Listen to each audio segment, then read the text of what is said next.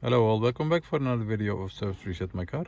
Today I'm going to show you I can get rid of the tire pressure indicator of a Volvo XC40. It's a 2018 model. After a flat tire or changing the tires, you have to reset the TPMS, the tire pressure monitoring system, before you can get rid of the indicator that's blinking or showing on the instrument cluster. Before we start, I want to mention our YouTube channel, it's Service Reset My Car. Have a look at our channel. We have more than 300 other videos on how to reset certain indicators like tire pressure or service indicators.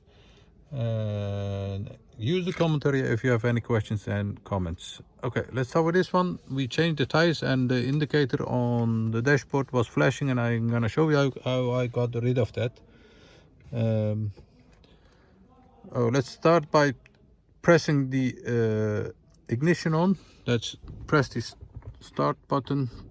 Keep pressing that for about 10 seconds till all the lights go on, like this. Then we have to go to the multimedia area, like this.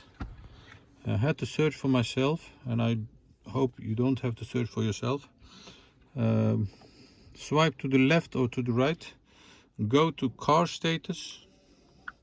Once you are here, you see the TPMS, this button, and once you set the desired pressure for all the wheels, you can calibrate by pressing this button, like this.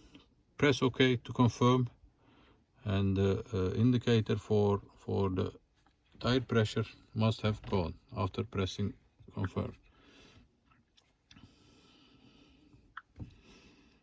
like this.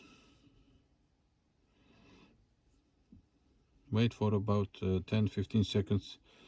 Then you have to drive it for about a few minutes, and after the few minutes the new indicator, the new pressure will be recalibrated by the car, and the indicator won't show up again. That was it for this video.